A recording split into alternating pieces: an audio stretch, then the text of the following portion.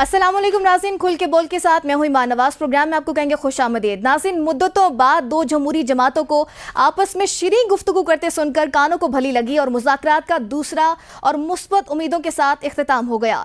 दूसरी जानिब आइंदा हफ्ते अदलिया में भी कुछ अहम केसेस की समातें मुकर्रर हुई हैं। ISPR के मुताबिक 9 मई के 19 असीरान को माफ़ी भी दी गई है और साथ ही बानी PTI ने अडियाला जेल में गुफ्तगू भी की है। तमाम पहलुओं के क्या नताइज होंगे, जहन में सवालात के जवाब ढूंढने की कोशिश करते हैं। पैनलिस्ट में हमारे साथ आज मौजूद हैं बशारत राजा, सलमान अनीस, मोहम्मद इमरान और उमर दराज कोंदल। वेलकम करेंगे अपने तमाम मेहमानों का। बशारत, आपकी जानिब आना चाहूंगी। आज मुज़ाकराती कमेटी का दूसरा दौर भी मुकम्मल हो गया और तीसरे दौर को जरूरी करार दिया गया है। दोनों जमातों को इस तरह देखकर एक अच्छा भी लगा, तमाम लोगों को एक मुस्बत अंदाज में आज का ये मुज़ाकरात का दौर रहा। नर्म और मुस्बत गुफ्तगू भी हुई। तहरीक इंसाफ ने जिन दो शराइत को सामने रखा है, आप क्या समझते हैं, हुकूमत ये शराइत अफोर्ड कर सकती है सारी सूरत हाल में? बहुत शुक्रिया ईमान। एक तो आपने जिस तरह कहा है कि बड़े ही नरम गुफ्तगू, शेरे अल्फाज, एक दूसरे के साथ जफ्फियाँ भी हुई, सारा कुछ हुआ। मुकालमा देखें, जो कोई भी एक डेमोक्रेटिक पर्सन कोई भी हो ना, वो हमेशा मुकालमे की बात करता है कि मुकालमा होना चाहिए, क्योंकि मसाइल का जो हल होता है वो हमेशा मुकालमे के ज़रिए निकलता है। और लीडर वो होता है जो नामुमकिनात को मुमकिनात में बदलता है। लेकिन असल बात यह है कि ये जो मुज़ाकरात हो रहे हैं, कल 2 दिन पहले एक बड़े अखबार नवीस ने और एंकर पर्सन ने भी कहा था कि असल मुज़ाकरात कहीं और हो रहे हैं। 19 नवंबर को मैंने भी एक खबर दी थी कि असल मुज़ाकरात जो है वो किसी और जगह हो रहे हैं। ये बाज़ार जो बैठे हुए यहाँ पर पाकिस्तान तहरीक इंसाफ के और हुकूमत की तरफ से जो मुज़ाकराती टीम है यहाँ बैठी हुई है, मुज़ाकरात कर रही है, इनके अख्तियार में कुछ नहीं है। अख्तियार किसी और के पास है जो मुज़ाकरात हो रहे हैं।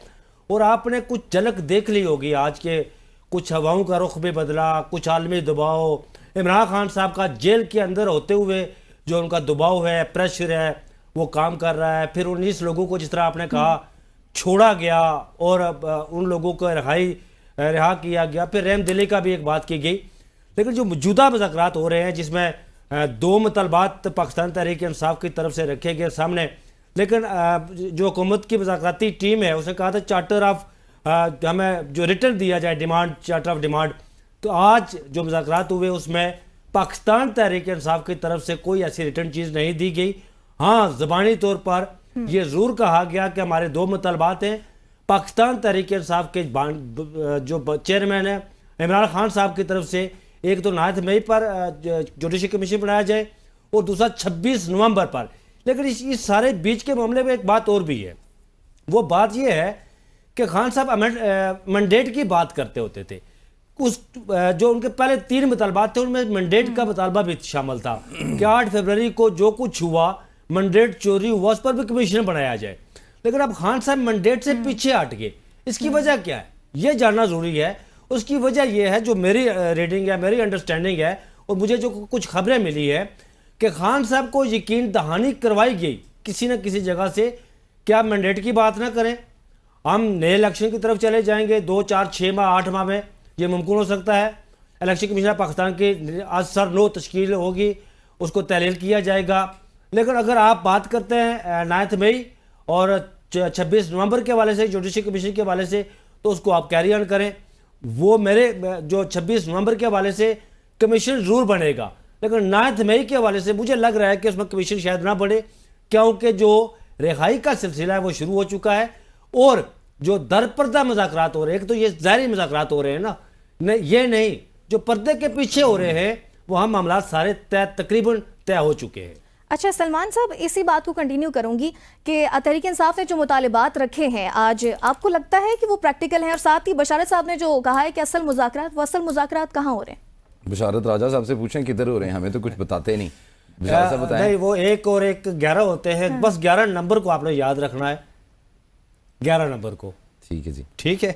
तो जी 11 नंबर में हो रहे हैं जी मुज़ाकरात बकौल बशारत राजा साहब की। देखें जी, मुज़ाकरात ज़ाहिर है बिल्कुल ऐसे ही है।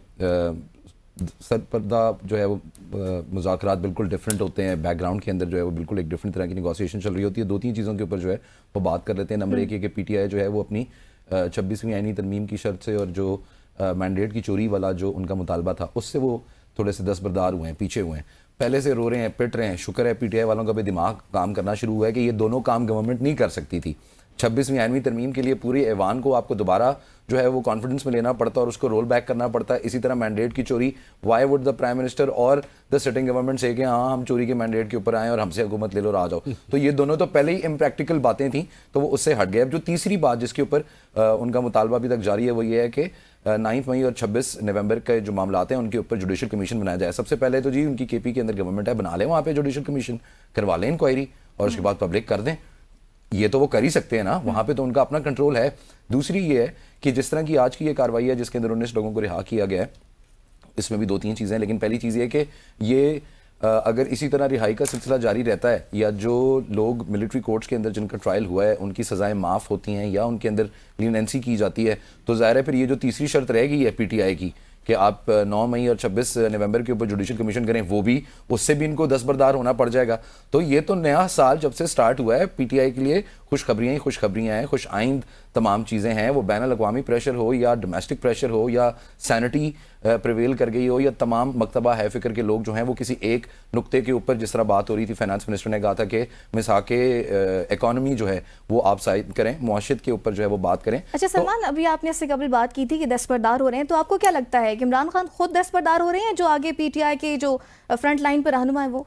शोशा छोड़ा हुआ था, पहले ही बता रहा हूँ आपको, इम्प्रैग्मेटिक चीज़ें थी। देखें ये जो इनकी डिमांड्स थी उनके अंदर प्रैक्टिकलिटी नहीं थी, वो ऐसी कोई भी चीज़ नहीं थी जो गवर्नमेंट कर सकती। इवन अगर अभी आप मिलिट्री ट्रायल की बात करें या जो इनके कारकुनान की आज़ादी की बात है या उनको छोड़ने की बात है, मैं हमेशा कहता हूं कि देखें कारकुनान के ऊपर जितने भी पर्चे हुए हुए हैं वो एक प्रोसेस है, आपको वो प्रोसेस फॉलो करना पड़ेगा और उस प्रोसेस के थ्रू जैसे लोग जाएंगे उनको वो रिलीफ भी मिलेगी। अब आज जो ये बात चल रही है कि गालिबन 67 लोग हैं जिन्होंने माफ़ी के लिए जो है वो अपीलें की हैं और उसके अंदर से आज 19 आ गए हैं, बाकी 48 का जो है वो फैसला मुतवक्का है। आज ये जो लोग आज़ाद हुए हैं जिनको लीनेंसी के तौर के ऊपर ये माफ़ी दी गई है, उनकी 2-2 साल सज़ाएँ थीं, तो उसमें से को तकरीबन 1.5 साल तो वो ऑलरेडी 9 मई से अब तक आप देखें इतना अरसा तो वो ऑलरेडी जो है वो जेल बर्दाश्त कर चुके हुए हैं, तो तकरीबन 6 महीने के उनको रिलीफ मिला है ना। इसी तरह जो बाकी इनके कैदी हैं उनको भी रिलीफ का सिलसिला जारी रहेगा।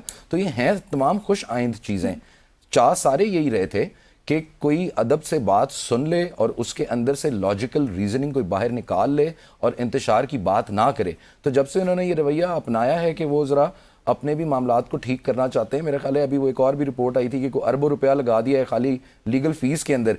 एक पीटीआई के लॉयर हैं जिनको कोई तकरीबन 7 करोड़ रुपए की जो है वो पेमेंट हुई है इमरान खान साहब को रिप्रेजेंट करने के लिए, तो इस हिसाब से तो अरबों रुपया खाली उनको जेल से बाहर निकालने के लिए लग जाएगा। तो instead of wasting money and time and energies, उनको चाहिए था कि इस मुज़ाकरात की तरफ पहले आ जाते, तो ये रिलीफ अच्छा, उनके लिए पहले आ जाते। इसी पर इमरान आपकी जानिब आना चाहूंगी। जैसे बशारत साहब ने भी कहा, सलमान साहब ने भी कहा कि पीटीआई अपने ही 2 मुतालबात से पीछे हटी। पहले 4 थे कि 26वीं आईनी तरमीम का रिवर्सल और साथ ही मैंडेट की वापसी, ये मेन पीटीआई के एजेंडे में शामिल था, इन्हीं से पीछे हट गई। पीटीआई के अपने नैरेटिव को कितना धचका पहुंचेगा और आवाम के एतमाद को कितनी ठेस पहुंचेगी जिन्होंने वोट दिया? बहुत शुक्रिया जी। कोई अवाम के एतमाद को ठेस नहीं पहुंचेगी, ना ही किसी किस्म के बयानिए के मुतजाद ये बातें हो रही हैं। देखें, एक मुज़ाकराती अमल शुरू हुआ है तो उसको आगे भी चलाना है। इस मुज़ाकराती अमल को यहीं पे सबोताज नहीं करना। अगर आज ही तहरीक इंसाफ ये चारों मुतालबात लेके हुकूमती मुज़ाकराती कमेटी के सामने बैठी होती, इसी पर ही गुफ्तगू होती, तो अभी हम ये बातें ना कर रहे होते कि इतनी शीरीन गुफ्तगू हुई, अच्छे माहौल में गुफ्तगू हुई और बाद में अगली मुलाकात का भी उन्होंने शेड्यूल किया है कि एक और मुलाकात भी होगी, मुज़ाकरात का एक दौर भी होगा। तो इसलिए ये एक अच्छी पॉजिटिव पेशरफ्त है। पीटीआई अभी जो उन्होंने 2 सॉफ्ट एक किस्म के मुतालबात सामने रखे हैं, कैदियों की रिहाई वाला और दूसरा जो जुडिशल कमीशन वाला है।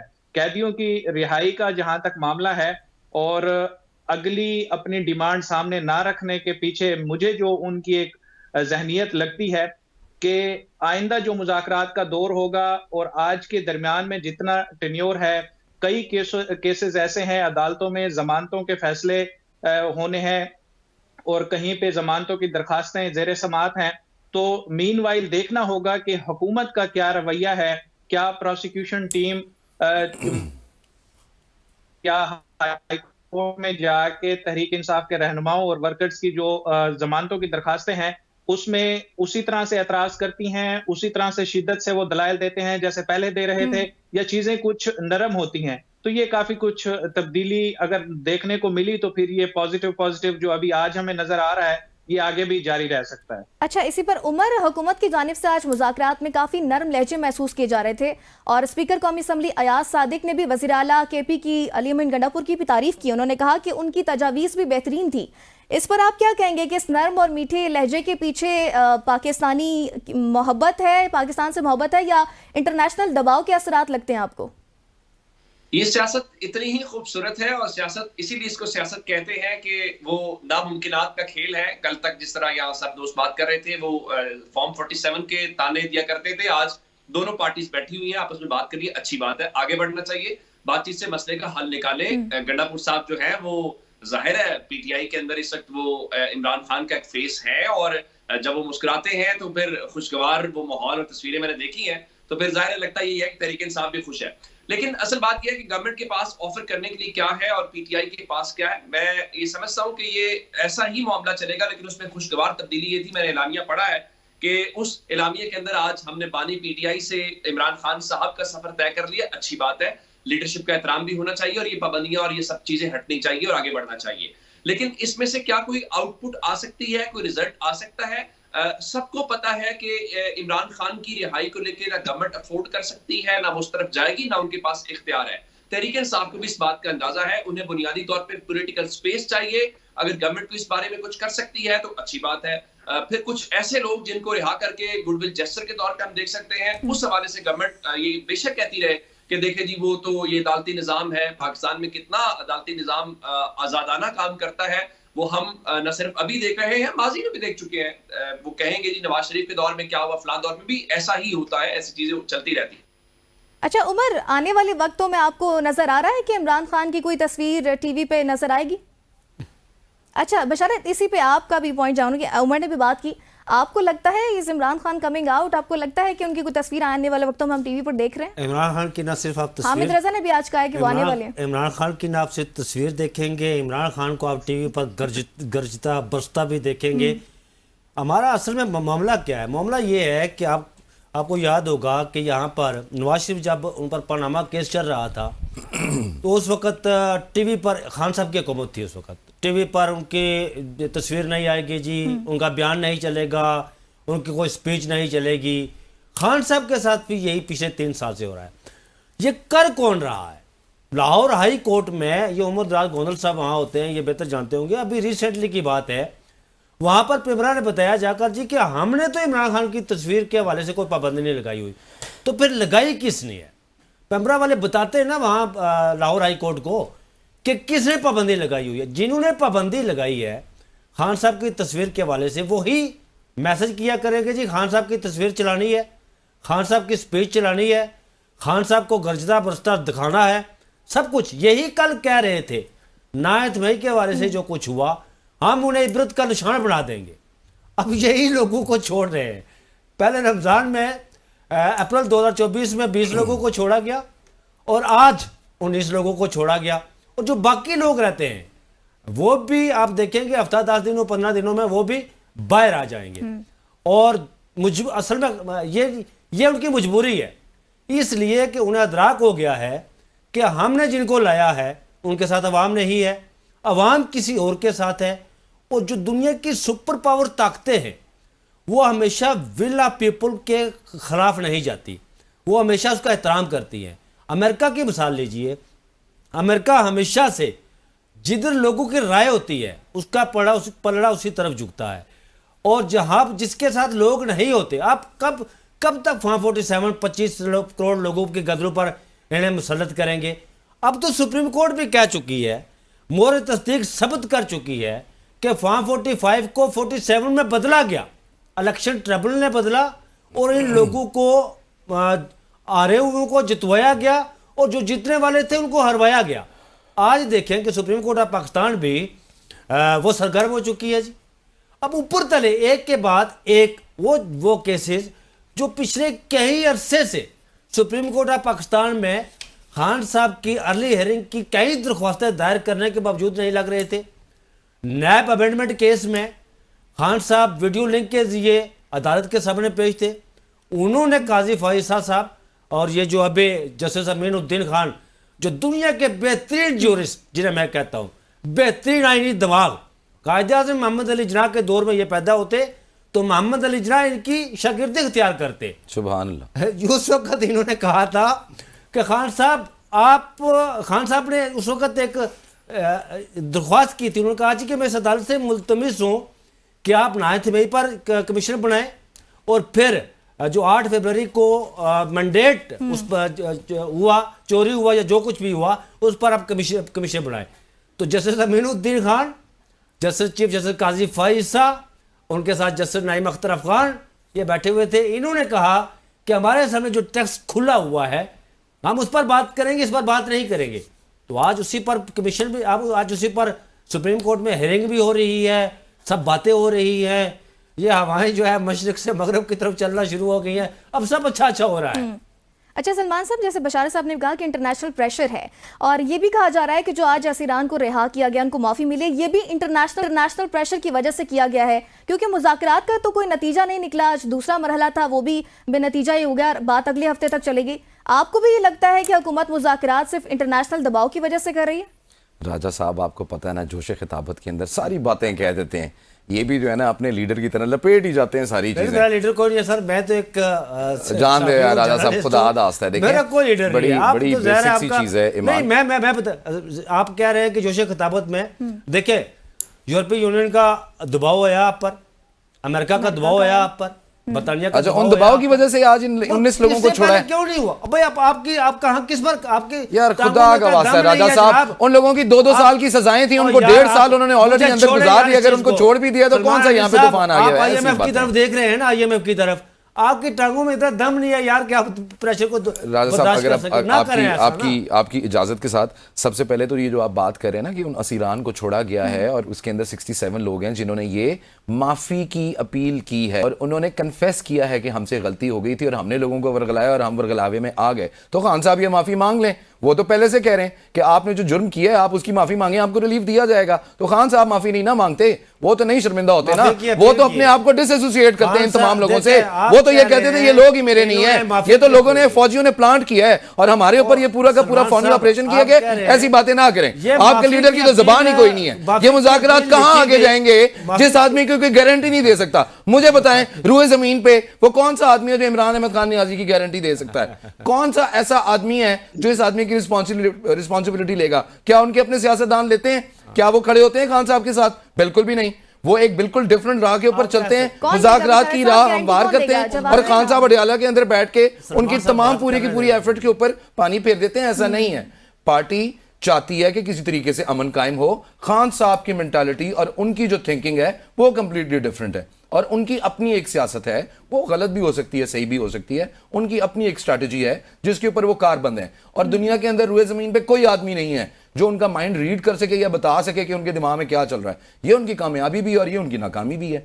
ऐसे अनप्रिडिक्टेबल लोगों के ऊपर सियासत नहीं चला करती। ये जो आपको लग रहा है ना कि उनको स्पेस दी जा रही है, वो मुल्क की सालमियत के लिए दी जा रही है, वो इकोनॉमी को बचाने के लिए की जा रही है, वो इस मुल्क को बचाने के लिए की जा रही है। वो इसलिए नहीं की जा रही क्योंकि इंटरनेशनल प्रेशर है और आपको लग रहा है कि 20 जनवरी के अंदर एक और वहां पे गवर्नमेंट चेंज होगी तो यहाँ पे हम सारे के सारे जो है ना वो ऐसी बातें ना किया। इम्प्रैक्टिकल बात है राजा साहब, आप हकीकत से उतने ही दूर हैं। 20 जनवरी की बात नहीं कर रहा हूं मैं, बहस ये देखिए मेरी बात सुने। आप हकीकत से उतने ही दूर हैं। मुझे मौका दे, मेरी बात तो सुने ना। अडियाले से मैं शहबाज शरीफ की तरह नहीं हूं या ख्वाजा आसिफ की तरह नहीं हूं या शाहिद खान अब्बासी की तरह या हसन इकबाल की तरह। मैं बैसियत एक डेमोक्रेटिक पाकिस्तान के शहरी होने की हैसियत से मैं ये कहता हूं किसी भी मुल्क को हमारे दाखिली मामलात में इंटरफेयर नहीं करना चाहिए। लेकिन ख्वाजा आसिफ के उस बयान को क्या कहाँ रखा जाए? देखें ना जी, ये जो है, ये जो वेंटिलेटर लगा हुआ है, ये जो अमेरिका का लगा हुआ है, हमें देखना पड़ेगा जी। तो फिर यहाँ पर क्या कर रहे हैं आप? ये वो कहते हैं ना करें यार, जो बात है जब चीजें जो रियलिटी है उसे माना करें। नेगोशिएशन टेबल पे होती है, बयान मुख्तलिफ होते हैं। जब आपने भीख मांगनी होती है जबान लफाजी और होती है, जब पैसे रुपये लब जाने हैं जबान लफाजी और होती है। वक्त यही है ना, यही मामला है। आपको नजरिए जरूरत के तहत सारे के सारे लोग चलते हैं ना। तो यही नजरिया जरूरत है इस वक्त इनको खान को छोड़ना।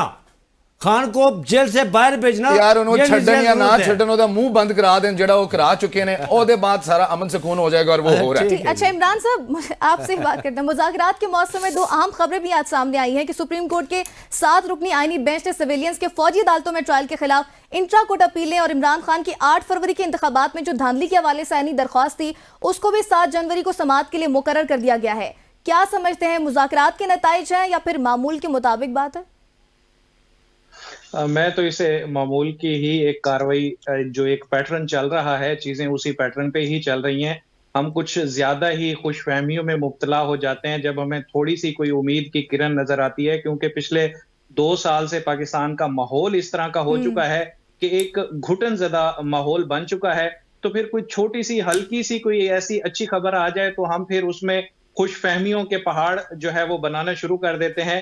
ये जो आज लोगों को ये मिलिट्री कोर्ट से जिनको सजाएं हुई थी और फिर उनकी आम माफी हुई, मुझे ये बताएं कि ये तो 2-2 साल की सजाएं थी, इनके वकला को उनकी जमानत की दरखास्तों पर साइन किसने नहीं कराने दिए? अगर वो साइन कराने दिए जाते और ये मामला कहीं किसी और कोर्ट में चला जाता तो ये 10 दिन से पहले ये बंदे बाहर होते। तो इसलिए दूसरा जो एक तरीका है वो अपनाया गया और लोगों को कहा गया कि फर्दर आप किसी कानूनी कार्रवाई में जाने की बजाय आप इस चीज पे साइन करें, आप लोगों के ज्यादा चांसेस हैं कि आपके हो जाएंगे। ये एक मेरी राय है कि इस तरह से हुआ है, क्योंकि जो हालात व वाकयात हैं उससे हमें ये लग रहा है कि ये, क्योंकि 10 साल से अब अदालती कार्रवाई देखते आ रहे हैं, 2 साल की जिसकी सजा होती है वो तो जो है वो पहली पेशी पे ज्यादा चांसेस होते हैं, नहीं तो अगली पेशी पे उसकी जमानत हो जाती है। और जिस केस में इस तरह के जो है वो एविडेंस भी ना हो तो फिर तो उसी पेशी पे ही जमानत हो जाती है, नोटिस भी बाद में होते हैं अक्सर औकात।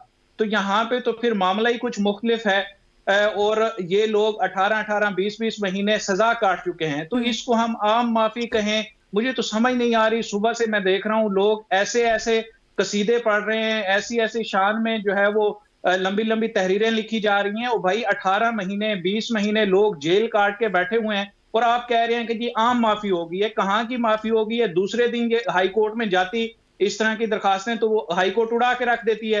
लोगों को जमानतें मिलनी ही मिलनी थी। इसलिए हमें सिर्फ इसी जेस्चर को लेके कोई इस तरह की खुशफहमियों के पहाड़ नहीं बनाने चाहिए। बाकी रही जो सुप्रीम कोर्ट की बात, सुप्रीम कोर्ट में ये केस लगा है, ये एक कानूनी और आईनी नुक्ता है, इसको सेटल होना चाहिए, क्योंकि पहले सुप्रीम कोर्ट का ही एक बेंच ये फैसला दे चुका है कि सिविलियंस का मिलिट्री कोर्ट में ट्रायल नहीं होगा। अब जो मौजूदा सूरत हाल है उसको फौजी अदालतों से कैसे लिंक किया जाएगा, इस हवाले से जो अदालत में बहस होगी वो खासी दिलचस्प होगी और ये पॉइंट जो है वो सेटल होना चाहिए। अगर अब हमें थोड़ा सा इसका मुस्तकबिल के हवाले से भी देखना होगा कि अगर सपोज सुप्रीम कोर्ट कह देती है कि सिविलियंस का मिलिट्री ट्रायल नहीं होना चाहिए तो फिर ये वापस केसेस जाएंगे इंसदाद दहशतगर्दी की अदालत में, फिर जीरो से काम शुरू होगा।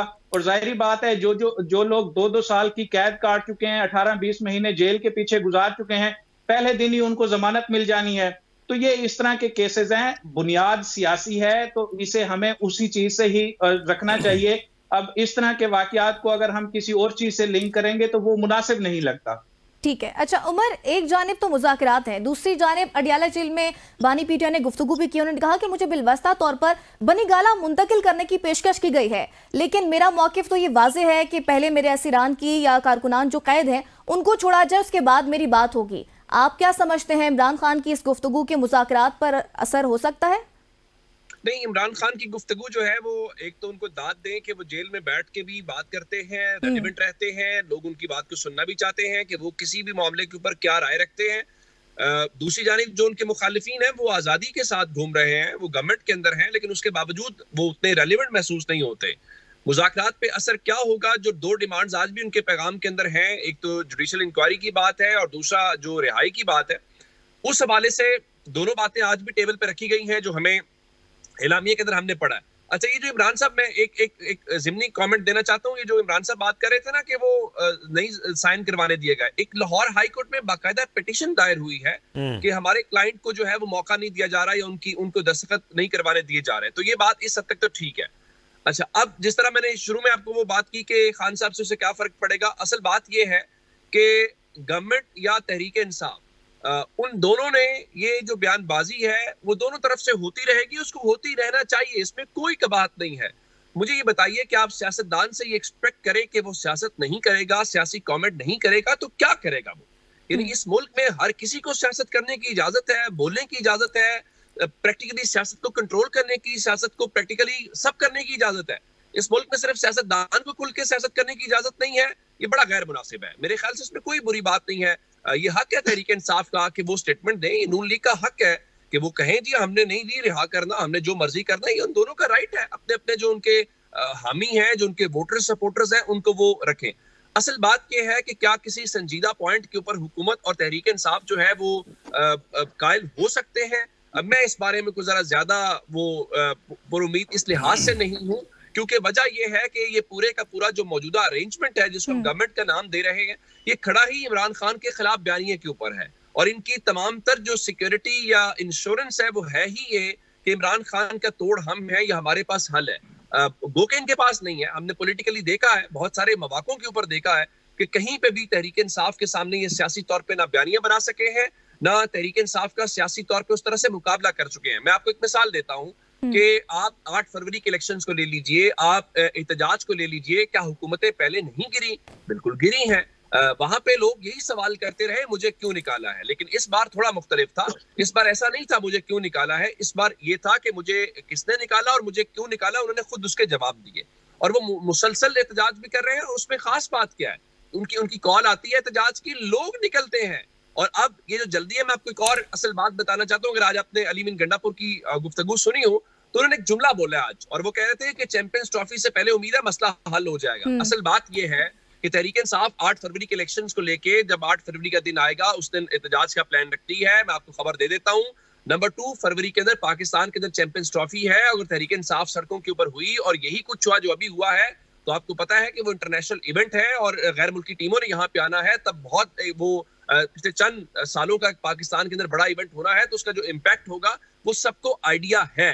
तो मेरा ख्याल ये है कि जब हुकूमत चीजों को सॉर्ट आउट नहीं कर सकती, हल नहीं कर सकती, तो फिर जो असल हुकूमत है उनको अंदाजा है कि इन चीजों का कहीं हमें खुद ही इन मामलात को हल करना पड़ेगा। फिर बार बार इशारों के नायों में बता देता हूं कि असल मामलात तय इस ज़ाहिरी कमेटी ने नहीं कर सकती, ना इसके पास कैपेसिटी है, ना इसके पास इख्तियारात है। ठीक है, चलें इसी सब पे मजीद भी बात करेंगे नाज़रीन, लेके इस ब्रेक। वेलकम बैक नाज़रीन, प्रोग्राम के सिलसिले को आगे बढ़ाएं। ब्रेक से पहले हम बात कर रहे थे मुज़ाकरात के हवाले से। अच्छा बशार साहब, आपकी जानिब अब आना चाहूंगी। यहाँ सहाफ़ी केस लगने से पहले ही अपना तज्जिया इतना मुतवाज़न देते हैं कि पूरा फैसला ही सुना देते हैं, और तज्जिया 100% दुरुस्त भी साबित होता है। आप 7 जनवरी को लगने वाले 2 अहम केसेस के क्या नताइज देख रहे हैं? अच्छा, 7 जनवरी को 2 नहीं बल्कि 3 केसेस आम लगे हुए। एक तो आपका ये जो फौजी अदालतों में सिविलियन का ट्रायल है, ये केस लगा हुआ है। और ये केस छुट्टियों की जो सरमा की तातीलात हुई है, इससे पहले इसकी आखिरी हियरिंग हुई थी 15 दिसंबर को। तो उस वक्त कहा गया था जी कि हम इसको छुट्टियों के बाद देखेंगे। और दूसरा जो केस लगा है, ये इमरान खान साहब की जो दरख्वास्त थी 8 फरवरी के मैंडेट के हवाले से, वो लगा है। और तीसरी मिसिंग पर्सन की भी लगी है, लेकिन वो 8 जनवरी को। उसके बाद शेर अफजल मरवत साहब की दरख्वास्त भी उसकी समाअत हो रही है 7 तारीख को। ये जो फौजी अदालतों वाला मामला है ना, इमरान की मैं बात से इत्फाक करता हूँ। इमरान ने कहा अभी कि ये लोग अपनी सजा जो ये जो कहा जा रहा है ना कि रहमदिली हमने दिखाई है, भाई रहमदिली की कोई बात आपने नहीं दिखाई। इन लोगों की सजाएं बुनियादी तौर पर पूरी हो चुकी थी। ये लोग सजाएं अपनी पूरी करके बाहर आए और कहा गया जी हमने छोड़ दिया इन्हें। अप्रैल 2024 में भी ऐसा हुआ था, वो लोग सजाएं काट चुके थे और कौम को दिखाया गया जी क्योंकि ईद आ रही है, ईद उल फितर, और ये लोग अपने प्यारों के साथ ईद गुजारें और हमने रहमदिली दिखाई है और ये अपने घरों को जाए। अगर आपने रहमदिली दिखानी है तो जिनको 10-10 साल वो दीवार पर डंडे मारने की सजा दी गई है उन्हें छोड़ देना। रहमदिली तो वो है ना। ये जो सुप्रीम कोर्ट ऑफ पाकिस्तान में केस आईनी बेंच के सामने लगा है मिलिट्री अदालतों वाला, ये बड़ी अजीब व गरीब किस्म का इस आईनी बेंच ने फैसला दिया था। जस्टिस इजाजुल हसन के बेंच पर 5 रुकनी बेंच था, उन्होंने काला दम करार दिया था कि सिविलियन का ट्रायल मिलिट्री अदालतों में नहीं होगा। फिर उसको लटका के रखा। सरदार तारक मसूद साहब आए, जैसे इजाजुल हसन घर चले गए रिटायर्ड होकर, उन्होंने लटका कर रखा। एक उसके बाद कहा जी आप ट्रायल करें, सजा ना सुनाएं। यह भी अजीब व गरीब किस्म का फैसला था। फिर आईनी बेंच के सामने ये आया तो इन्होंने कहा जी आप सजाएं सुनाएं और उन्हें जेल में भेज दें। अब फैसला ये होना है कि आया जो ट्रायल हुआ है ये दुरुस्त हुआ है, ये क्या पाकिस्तान के आइन और कानून के मुताबिक हुआ है। पाकिस्तान के आइन में किसी जगह सिविलियन का ट्रायल मिलिट्री अदालतों में नहीं है। एक सेक्शन 2D लिखी हुई है, वो कालाधम करार दे चुकी है सुप्रीम कोर्ट ऑफ पाकिस्तान उसे। अब मेरे ख्याल मेरी जो अंडरस्टैंडिंग है, मेरी जो रीडिंग है वो ये है कि ये मिलिट्री जो सिविलियन का ट्रायल है मिलिट्री अदालतों में, एक तो ये जैसे अमीनुद्दीन खान साहब ये कुछ भी कर सकते हैं जी, ये उस पर बोल भी लगा सकते हैं, क्योंकि सुप्रीम कोर्ट ऑफ पाकिस्तान में एक वाहिद जज था जिसने ये समझा कि जस्टिस अमीनुद्दीन खान आईनी बेंच का सरबराह हो। बाकी 4 सीनियर जजेस ने नहीं समझा और उस ये इस काबिल नहीं समझा कि जस्टिस अमीनुद्दीन खान आईनी बेंच के सरबराह हो। एक जज था जिसने ये समझा कि जस्टिस अमीनुद्दीन आईनी बेंच का सरबराह हो, और वो जज खुद जस्टिस अमीनुद्दीन खान था, जिन्होंने अपने दानुवाद खड़े करके खुद को वोट दिया। दानुवाद खड़े करके ये उस पर मोहर तस्दीक सबत भी कर सकते हैं कि ठीक है जी, मैं आज के बाद सिविलियन का ट्रायल जो है वो मिलिट्री अदालतों में होगा। लेकिन एक इसका दरमियानी रास्ता ये निकल सकता है कि सेक्शन 2D बहाल की जा सकती है और इनका ट्रायल इसको कालाधन करार दिया जा सकता है। और बाकी रही मैंडेट की बात कि आज जो दरख्वास्त लगी है खान साहब की, मुझे नहीं लगता कि उस पर कोई कमीशन वगैरह की बात बने, क्योंकि खान साहब खुद उससे जो उनका मेजर डिमांड थी उसे वो पीछे हट चुके हैं, और मुझे लग नहीं रहा कि इस पर कोई सुप्रीम कोर्ट बहुत आगे लेकर इस केस को जाए। अच्छा सलमान साहब, इन तमाम मामलात के साथ कुछ खबरें गर्दिश कर रही हैं कि साबिक आर्मी चीफ जनरल बाजवा से मुलाकातों पर भी पाबंदी आयद कर दी गई है। पहले ये बताइएगा कि इस खबर में कितनी सदाकत है, और क्या अब जनरल रिटायर्ड फैज हमीद के बाद जनरल रिटायर्ड कमर जावेद बाजवा को भी मिलिट्री कोर्ट्स का सामना करना पड़ सकता है? नहीं, मेरा ख्याल है वो शामिल तफ्तीश तो पहले भी थे और बहुत सारी चीज़ें ऐसी थी जो शामिल तफ्तीश कौन, जनरल बाजवा? उनसे पूछगछ तो चल रही थी। अच्छा ये तो ब्रेकिंग दे रहे हैं आप सलमान साहब। मैं यही पूछ रहा हूँ, आप फिर बाद में इस चीज पे बड़ा कायम रहिएगा इस चीज पर कि वो शामिल तफ्तीश थे। हो सकती है, जरा ध्यान से। आपको क्या लगता है कि जो जनरल फैज हमीद के ऊपर पूरी कार्रवाई चल रही है वो वन साइडेड चल रही है, उसमें किसी से कोई गुफ्तो शुनीद नहीं की गई होगी, किसी से कोई क्रॉस क्वेश्चनिंग नहीं की गई होगी? गुफ्तो शुनीद और पूछगछ दो मुख्तलिफ लफ्ज हैं सर। बड़े लोगों से पूछगछ ऐसे ही होती है। बड़े लोगों से पूछगछ जो है ना वो गुफ्तो शुनीद के अंदाज के अंदर ही होती है। इमरान साहब आपसे ज्यादा बेहतर कौन जातेगा।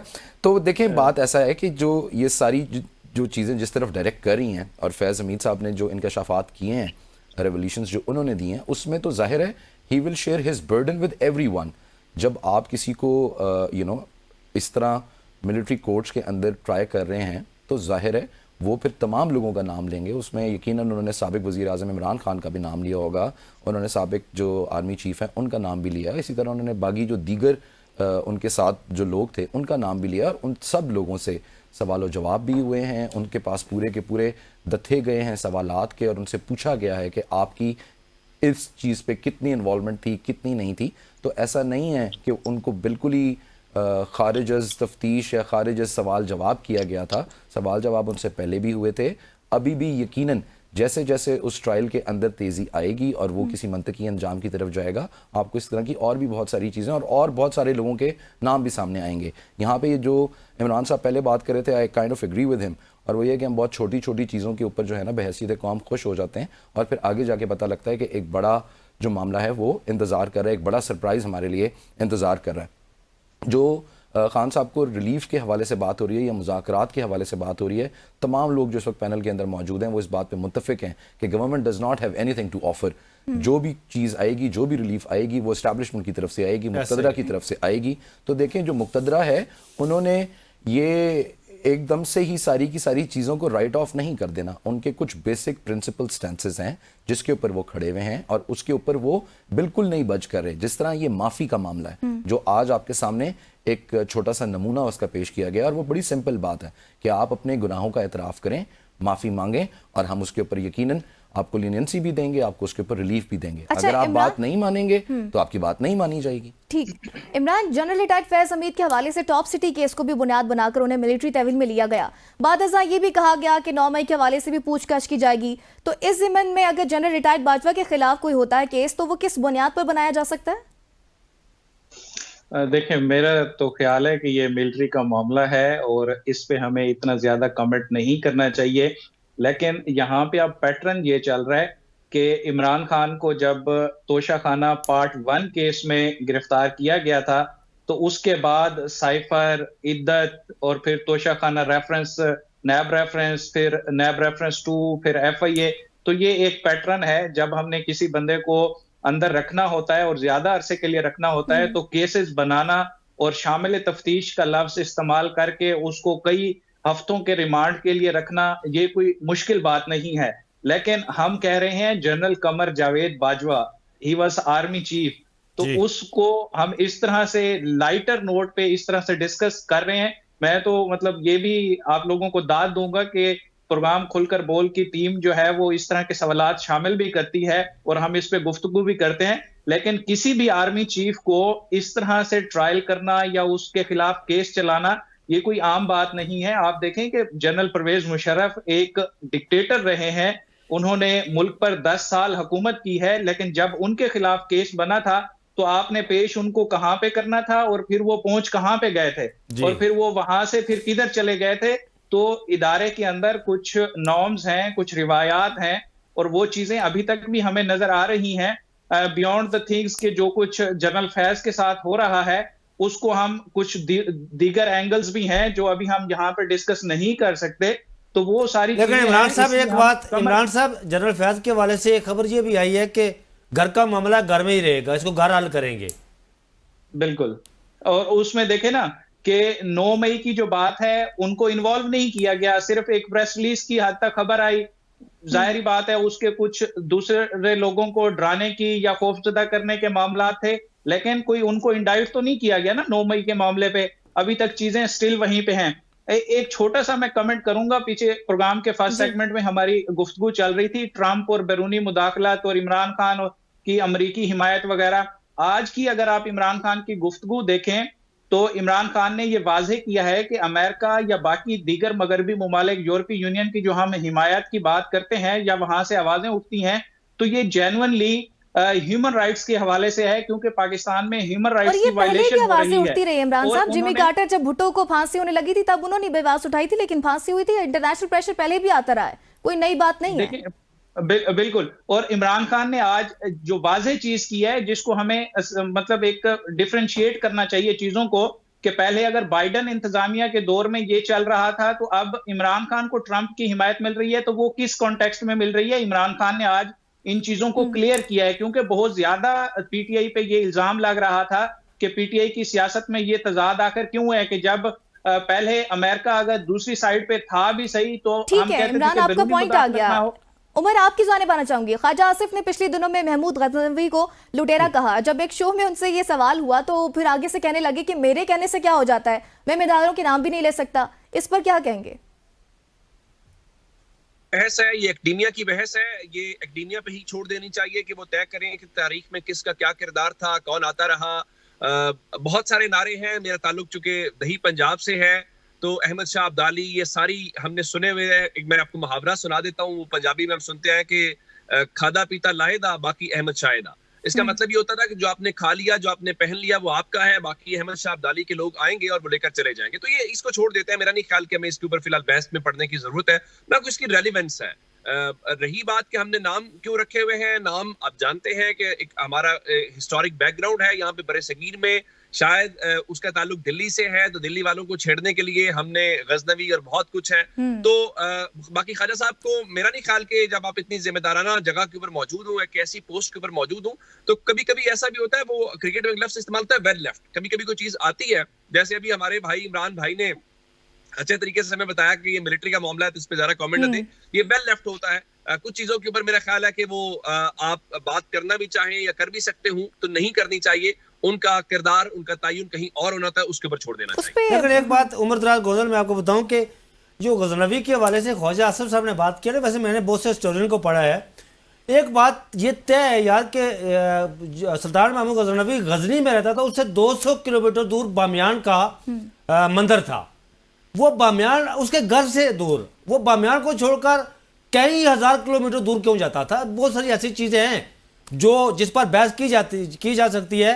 और जो डिबेटेबल चीज़ें हैं कि गजनवी के हवाले से, अब्दाली के हवाले से और दिगर के हवाले से उसमें भी। मुशाहिद हुसैन साहब ने भी कहा है कि रियली शॉकिंग है मेरे लिए कि ऐसी स्टेटमेंट मोदी की तरफ से तो आ सकती है, लेकिन ये हमारा बयानिया नहीं हो सकता। नाज़रीन, प्रोग्राम का वक्त खत्म हो गया। अपने पैनलिस्ट का बहुत शुक्रिया, उन्होंने अपना कीमती वक्त दिया। अब तक के लिए इतना ही, दीजिए इजाजत। अल्लाह निगहबान।